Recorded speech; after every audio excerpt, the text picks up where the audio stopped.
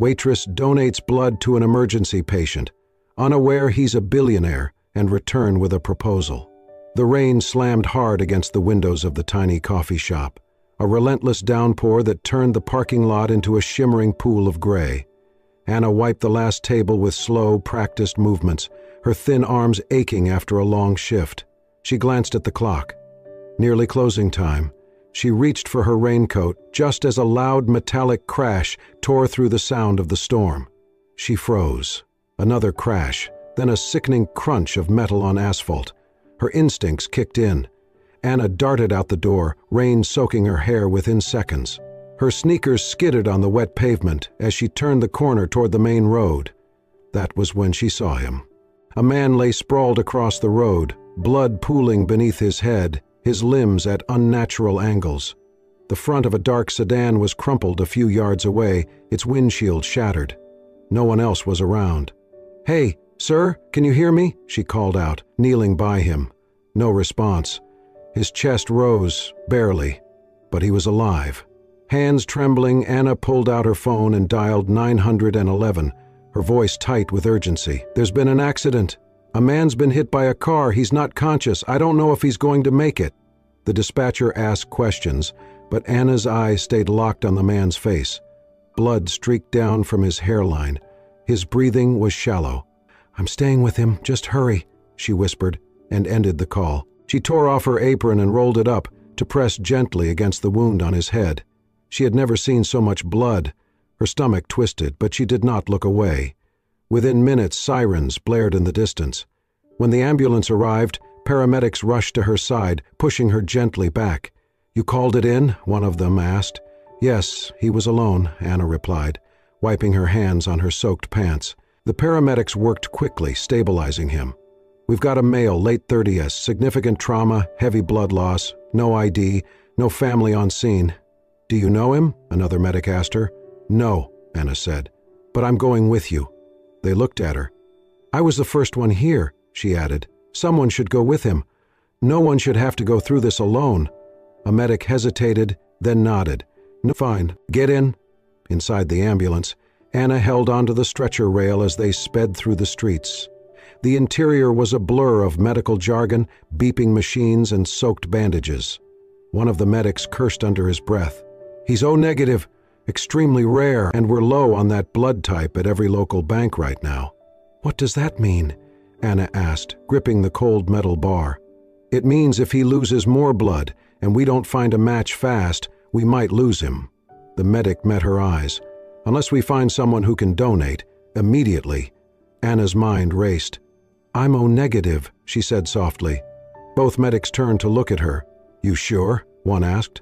"Yes. I gave blood once. Years ago." They exchanged a glance. "Do you weigh at least 110 pounds? She bit her lip. "No, not quite." "But then we can't." "I don't care," Anna interrupted. "I'll sign anything. I'll take the risk, please." One of them frowned. "Miss, we can't let you put yourself in danger. There are regulations."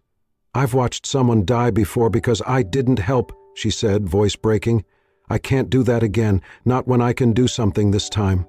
They hesitated. "Please," she whispered. "I'm not asking for anything. I just don't want him to die." The medic finally nodded. "We'll have to talk to the attending at the ER, but if you're willing to sign a consent and undergo a quick screening, they might approve a small unit." "Thank you," Anna whispered, eyes filled with tears. As they pulled into the emergency entrance, Anna looked down at the unconscious man beside her. His features were calm now, as if unaware of how close he was to slipping away. She reached for his hand, cold and stained with blood, and gripped it gently. "You're not alone," she murmured. "You're going to make it, I promise."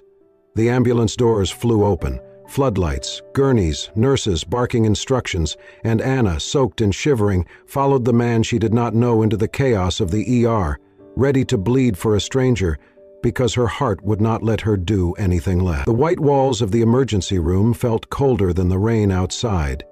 Anna sat on a narrow bench, soaked to the bone, her thin fingers trembling against the clipboard that rested in her lap. Nurses rushed past, machines beeped, and behind the swinging doors, the man she had followed from the street clung to life by a thread. A doctor finally emerged, his expression tight and hurried. "You said you're O-negative?" he asked, scanning the form in his hands. "Yes," Anna said quickly, standing up. "We ran a quick test."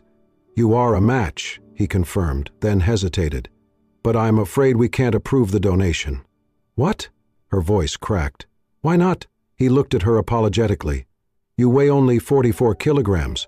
That's under the required minimum to donate whole blood safely." "I do not care about the rules," she blurted, voice rising above the din of the ER. "Please, just take what you can." The doctor's tone remained calm but firm. "We cannot put you at risk. Your body might not tolerate the loss. You could faint, go into shock. I would rather faint than watch someone die," Anna interrupted, tears forming fast. Several heads turned. A nurse paused mid-stride. Anna clenched her fist. "You don't understand. I have to do this." The doctor folded his arms. "Why? You don't even know him." "Because I've been here before," she whispered. He frowned. She took a shaky breath, her hands tightening around the clipboard. "When I was 18, my best friend, Liam, got into a motorcycle accident. He needed blood urgently. I was a match, but I was terrified. I'd never donated before. I hated needles. I panicked." She looked down, voice breaking. "I told the nurse I couldn't, that I'd come back the next day. But he didn't have a next day. He died that night." Silence fell between them. Anna wiped at her eyes, angry at herself. "Every day since then, I've wondered if I could have saved him. If maybe my blood would have been enough. But I didn't give it. I ran." She looked up, face pale and determined. "I'm not running this time. Please, doctor, let me do this." The doctor studied her, the tension in his brow slowly shifting into something more thoughtful. After a pause, he spoke more gently. "There are rare cases where, with informed consent and physician supervision, we allow a partial draw. It's not ideal, it's not common, but it's possible." "Yes," Anna said instantly.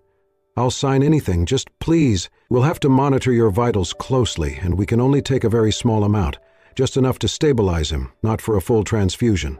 "I understand." The nurse nearby stepped forward, clipboard in hand. "You'll need to sign a voluntary release. It states that you accept the risks of donating, underweight." Anna grabbed the pen without hesitation. Her signature shook but held firm. A few minutes later she sat on a reclined gurney, a tourniquet tied around her upper arm. The antiseptic burned her skin, but she did not flinch. The nurse inserted the needle. She closed her eyes. Images rushed back. Liam laughing under summer skies, the hospital corridor, her frozen feet that refused to walk toward the donor room, the call from his mother the next morning. She felt a tear slip down her cheek as her blood filled the bag.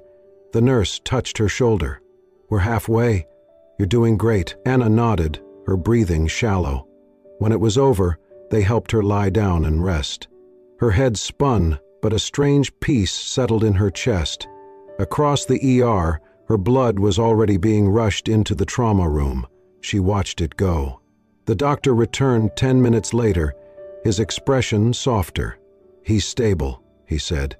Anna blinked. "You bought him time. He was crashing. That unit, it made all the difference." She swallowed hard. "We're not out of the woods, but yes, he's going to make it." Anna let her eyes fall closed, exhaustion pulling at every muscle. Relief washed over her like warmth. She did not know the man's name, she did not know his story, but tonight she had rewritten her own, and this time she had not run.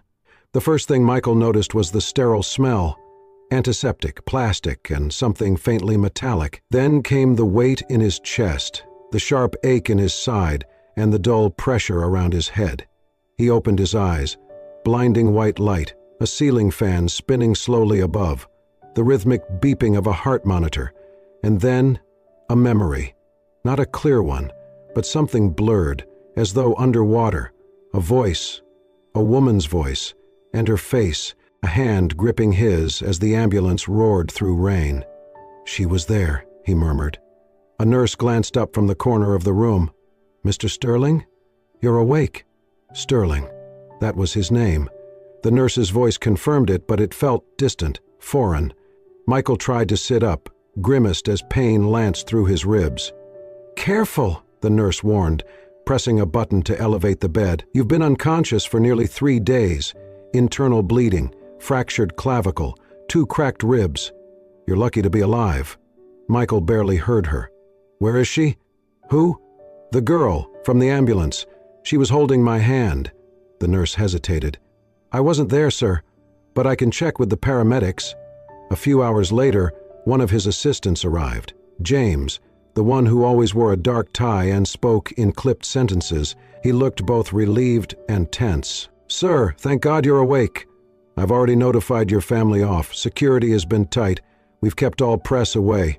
They don't know you're here." Michael waved him off. "None of that matters. I need to find her." "Her, sir?" "The girl who saved me." James blinked. "We're still gathering information about the accident. You were hit by a car, hard to tell if it was a reckless driver or intentional. No ID on you at the time, only your phone, which was destroyed. The EMT said a civilian found you and rode with you in the ambulance, but she left before giving her name." Michael frowned. "Then start with the hospital security footage. Emergency room, ambulance bay. Find her." "Yes, sir." "And James." Michael looked up, his voice quieter. "She had brown hair, small frame. She looked at me like I was just a person. Not a billionaire, not a Sterling, just a man who needed help." James nodded, more solemnly this time. "We'll find her." By nightfall, a team had been dispatched to review footage, cross-section faces, and follow up with paramedics. Meanwhile, Michael rested, if you could call it rest. His body ached in places he did not know could ache, but deeper than the physical pain was something else. It had been years since he'd felt that kind of touch, unconditional, urgent, and fearless. It brought him back to another moment. His younger brother, Evan, trapped in a wreck. Michael had arrived too late. No one had stopped, no one had helped. They just drove past. Michael had built walls after that, businesses, security, wealth. None of it had saved Evan. None of it had filled the hollow inside him. But she had stopped. She had climbed into the ambulance. She had stayed. "Find her," he whispered again, to no one in particular. Not out of obligation, but because something had shifted the moment he opened his eyes and remembered her face. Not the name, not the voice, just her presence, the girl who did not leave him to die. The bell above the cafe door jingled softly as Michael stepped inside. The air smelled of cinnamon and old wood, with the low hum of conversations and the hiss of espresso machines in the background. He stood out immediately, sharp charcoal suit, tailored perfectly, a bouquet of white lilies in one hand and a long envelope tucked under the other arm. Anna, wiping down a table near the window, looked up. She froze. He smiled gently. "You are Anna, right?" She nodded slowly, eyes narrowing with recognition and disbelief. You are the man from the ambulance." Michael stepped closer, but not too close. "I was hoping to find you. It took me a while." She eyed the flowers and the envelope warily. "Why?" "To thank you," he said sincerely, "for what you did. I don't even know your last name, but I've remembered your face every single day since." "I did what anyone should have done," Anna said, straightening. "You do not need to thank me." He held out the bouquet. "Please, just accept these." She hesitated, then took the flowers wordlessly. He slowly extended the envelope. "And this?" Before he could finish, she stepped back. "No," Michael blinked. "It's just a gesture." "No," she repeated, firmer now. "I did not donate blood for a reward. I did it because you were going to die." His hand dropped. "But you saved my life. And that life," she said quietly, "should not start again by putting a price tag on kindness." The words stung more than he expected. Michael, who had negotiated billion-dollar contracts, faced boardrooms of cynical investors, and built a life where gratitude was often written in checks and bonuses, he had never felt this. Small. "I just wanted to show my appreciation," he murmured. "You are alive," Anna said, folding the towel in her hand. "That is enough." He stared at her, unable to speak. She did not flinch under his gaze. "I do not want anything from you, Mr. Sterling." Michael was stunned. No one ever turned him down, not like this, Not when the sum inside that envelope could pay her rent for a year. She turned slightly, ready to return to her work. "I'm sorry," he said finally. "I did not mean to offend you." Anna looked over her shoulder. "You didn't offend me. You just reminded me that most people think goodness needs to be paid for."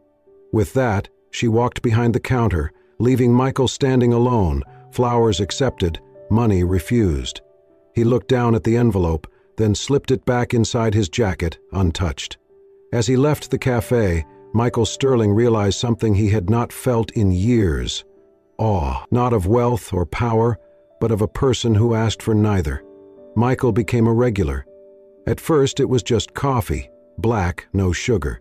He sat in the corner of the cafe, away from the crowd, laptop sometimes open, other times untouched, but his eyes often wandered.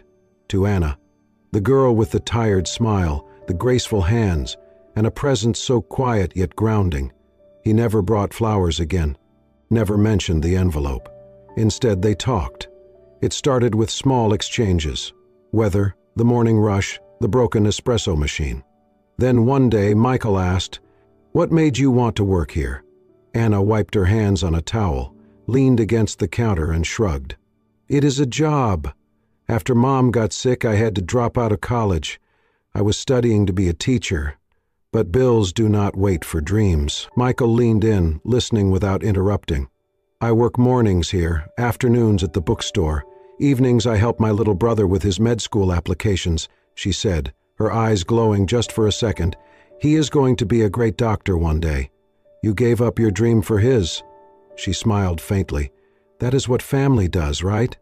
Michael was quiet for a long time. Then he murmured, "I had a brother, younger. He died in a car crash. No one stopped to help." Anna's expression softened.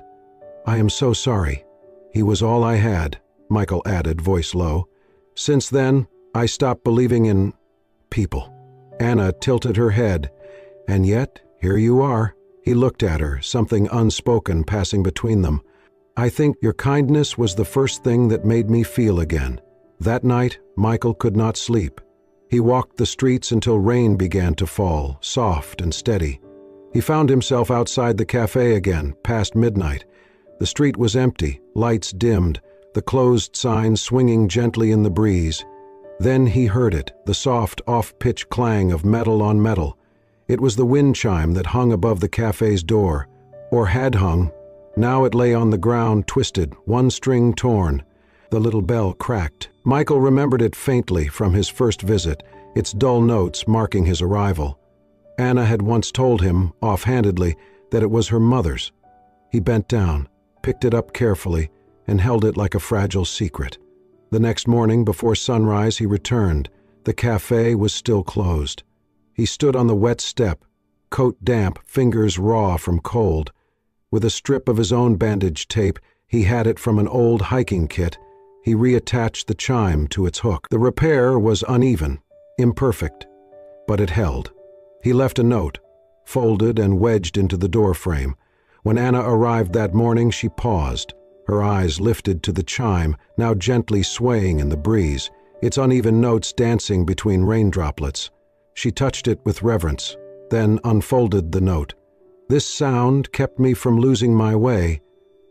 She stood for a long time in silence. Her fingers closed around the note. Days passed. Their conversations deepened.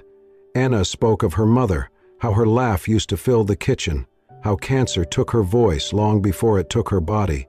Michael listened. He spoke little about his own wealth or company. He wanted her to know him as a man, not a billionaire, and somewhere between empty coffee cups and shared stories, something shifted. One evening, Anna sat with him on the back steps during closing. The sky was painted in bruised purples and soft orange. "I keep thinking," Michael said, "about what you did, about how you saved me, not just with blood." Anna looked at him. "I did not do anything special." "Yes, you did," he said, voice raw. "I've spent years building things, fixing systems, solving problems, but I never fixed myself, and somehow a stranger in a cafe did." She looked down at her hands. "Maybe we both needed saving." Michael reached over, gently placing his hand atop hers. "I never imagined a single drop of blood could bring someone back to life," he said. "But it did, literally and in every other way." And in that quiet moment, neither spoke. Not because there was nothing left to say, but because sometimes silence says everything. The sun had just begun its descent, casting long shadows across the small cafe as Michael stirred his untouched coffee. Anna wiped down the counter, occasionally glancing at him. Something about his posture was different, tense, yet hopeful. Finally, he stood and walked over. "Anna," he began, voice quieter than usual, "I want to ask you something, not as the man you saved, not as a customer, but as someone who believes you have something this world needs more of." She raised an eyebrow, half amused, half wary. "This sounds serious." Michael nodded.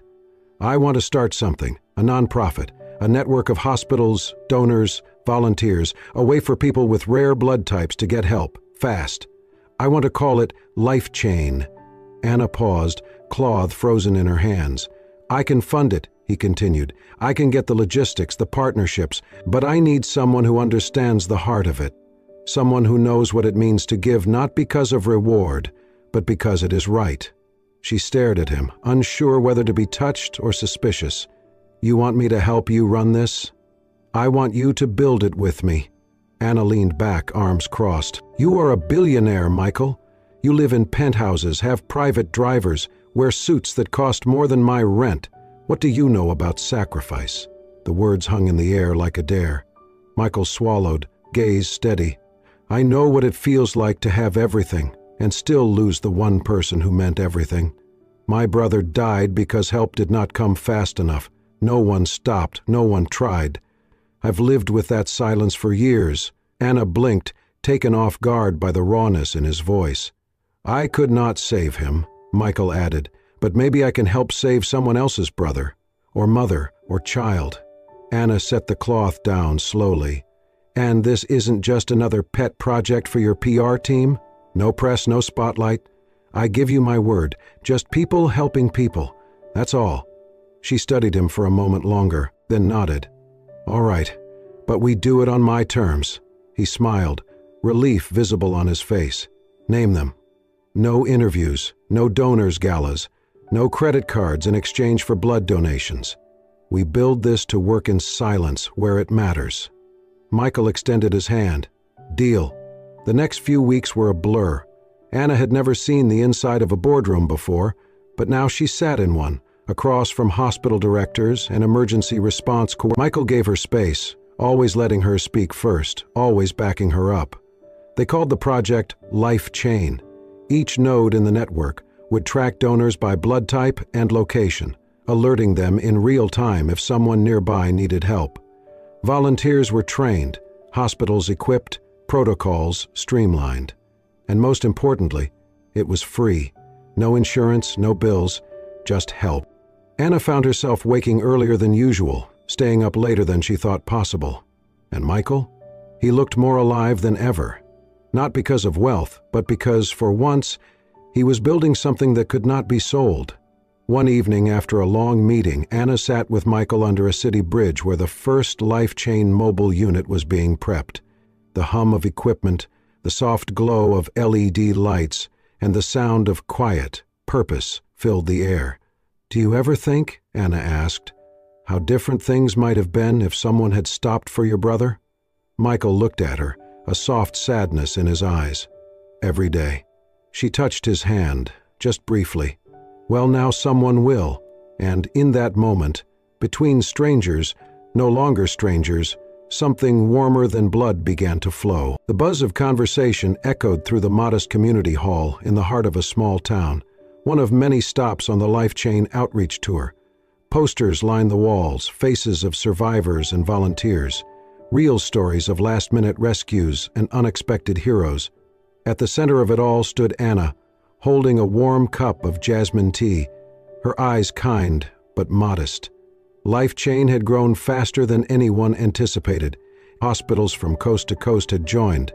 Dozens of lives had already been saved through the rapid response donor system. And yet, Anna remained unchanged, still the same waitress who once wiped tables and believed that kindness was not for sale. Michael stood nearby, watching her. She was speaking with a mother who had donated blood after her son's accident. Anna held the woman's hands, listening with her whole presence. Someone asked Anna to give a short talk. She hesitated, then stepped up. "I am not here because I am a hero," she said. "I am here because once, when I was 18, someone I loved needed me, and I did nothing. I was scared. I let fear make a choice for me, and he died. Since then, I've lived with the weight of that silence." She looked around at the faces, some grateful, some tearful. "Now, I do this, not to erase the past, but to make peace with it. I do what I can so that someone else does not have to feel that regret. We don't always get second chances, but when we do, we should honor them." The room broke into gentle applause. Anna stepped down, cheeks flushed, and Michael met her halfway, offering a paper napkin for her tears. They traveled together from town to town, schools, clinics, community centers. In every place, Anna was greeted not as a celebrity, but as a sister, a daughter, a friend. Her presence comforted people in a way no money or fame could replicate. Michael began to change in ways even he did not expect. He no longer carried 2 phones. He stopped using a driver. On the road, he learned to set up mobile blood units, handle coolers, even speak gently to terrified parents. One morning, Anna brewed a small pot of jasmine tea at a clinic while preparing care packages for new donors. Michael sat quietly nearby, reading paperwork. He accepted the tea, sipped, and smiled. "You know, I used to start my day with a triple espresso, burn my tongue every morning." Anna chuckled. "And now? Now I let things steep," he said. Weeks later, during a board meeting back in the city, a well-meaning assistant placed a sleek cup of artisan coffee in front of him. Michael looked down, then pushed it aside gently. "Thank you, but I've found something that calms the storm better." The team looked puzzled, but he only smiled and sipped from his thermos, filled with jasmine tea. Anna discovered it by accident, while waiting in his office before a donor strategy meeting. She opened a cabinet looking for pens and found a neatly stacked collection of tea boxes, all jasmine, each with a handwritten note. On one box, written in his neat script, "Drink to remember why I woke up again." Her breath caught for a second. She said nothing. During one of their last visits of the season, they arrived at a rural clinic just as a young girl collapsed from anemia in her father's arms. The team sprang into action. Michael coordinated with the hospital. Anna knelt beside the girl, holding her hand, whispering softly while doctors worked. The girl's fingers curled around Anna's palm. Her breathing slowed. When it was over and the girl stabilized, Anna stepped outside to catch her breath. Michael followed, watching her from a few feet away. "You did it again," he said. She turned. "We did it. All of us." "No," he said softly. "That little girl, she will grow up because of your hands, because you stayed calm, because you believe in something that can't be bought." Anna looked at him, startled by the emotion in his voice. "You don't just give blood, Anna," he whispered. "You give life. Every time." She did not reply, but the silence between them was thick with meaning. Michael had stepped into this journey thinking he could repay a debt, but somewhere along the way he realized some debts are not meant to be repaid. They are meant to be lived. And that was what he was doing now, living for the first time. The Grand Hall in downtown Chicago gleamed under the soft lights of 100 chandeliers. Rows of white chairs lined the space, each filled with doctors, donors, volunteers, and families, many of whom were alive today because of a few precious drops of blood. At the front stood a sleek, modern podium bearing the life chain emblem, a golden heartbeat wrapped in a circle of linked hands. Anna stood at the back of the hall, her heart pounding harder than ever. She wore a simple blue dress, her hair pinned back, a volunteer name badge still clipped to her chest. She did not expect to be in the spotlight today. This was a year since Life Chain was born, a year since one drop of blood changed both their lives. The MC cleared his throat and introduced the keynote speaker. Michael Sterling stepped up to the podium in a gray suit that somehow looked both sharp and effortless. The room hushed as his gaze swept across the crowd. "A year ago," he began, "I was dying. Not just physically, though that was certainly part of it, but in a deeper way. I was disconnected from the world, from purpose, from people. I believed in systems, not souls, in contracts, not kindness. He paused. And then one day, in the back of an ambulance, a stranger refused to let me die. She was small, barely strong enough to stand against hospital rules. But she did. She pushed through fear, through memories that haunted her, and she gave me a second chance. Anna's hands tightened around the program in her lap. She looked down, cheeks warm, unsure where this was going. Michael continued, his voice steady but thick with feeling. That drop of blood, it kept my heart beating, but what followed kept my spirit alive. Her words, her example, her refusal to accept praise or money. She challenged me to live not just as a survivor, but as someone worthy of being saved. He turned from the podium. I want to call someone up here today. She does not know this is coming, and she will probably scold me later, but Anna Whitaker, would you join me? The crowd turned. Anna froze, eyes wide. One of the volunteers nudged her gently. She stood slowly, legs unsteady, and walked to the stage amid growing applause. When she reached Michael, he took her hand. "Hi," he whispered. "Sorry for the ambush." She gave a tiny laugh. "You're going to regret this if I faint." He chuckled, then turned back to the microphone. "Everyone, this is Anna. Some of you know her as the girl who started LifeChain with me, others as the voice behind our donor training videos. But to me, she is the one who saved my life, not just by giving blood, but by giving everything she is." Then he stepped back, took a deep breath, and knelt. The hall went completely silent. Michael pulled a small velvet box from his pocket and opened it to reveal a ring. Simple, elegant, with a single sapphire stone. "Anna," he said, voice shaking slightly, "you may not weigh enough to donate a full pint of blood, but your heart holds more than anyone I've ever known. You are the reason I wake up every morning with purpose. You're my second chance, my light, my home. Will you marry me?" Anna gasped softly, tears springing to her eyes. For a moment, her past flashed through her mind, the hospital room where she failed to save her best friend, the guilt she carried for years, the fear that she would never be enough. But that was then. Now, here she was, on a stage, with a man who saw everything in her and asked for nothing but her love. She dropped to her knees too, facing him, both of them crouched in front of hundreds of witnesses. "I could not save the person I loved years ago," she whispered, "but if tomorrow I get to be your wife, I'll keep saving, with love." The audience erupted into applause. Cameras flashed, not for tabloids, but to capture a moment of redemption, of healing, of something true. Michael slipped the ring onto her finger and they stood together, holding hands as the LifeChain banner unfurled behind them. It was never about blood, not really. It was about connection, about the invisible lines that tie strangers together through acts of courage and care. And in that moment, Michael and Anna were not Billionaire and Waitress, not founder and They were simply two people, bound not by status, but by a promise that had once been made in silence and now spoken aloud, to live for each other. Every day, for the rest of their second chances. If this story touched your heart, even just a little, imagine how many more lives can be changed by simple acts of kindness. Anna gave more than blood. She gave a second chance, not just to a man, but to a soul in need of remembering what it means to feel, to care, to love. If you believe in stories that heal, that stir something deep inside you, then you're in the right place. Subscribe to Soul-Stirring Stories for more powerful, true-to-the-heart tales like this. Hit the bell icon so you never miss a moment where compassion changes everything, because sometimes it only takes one small act to rewrite someone's whole life.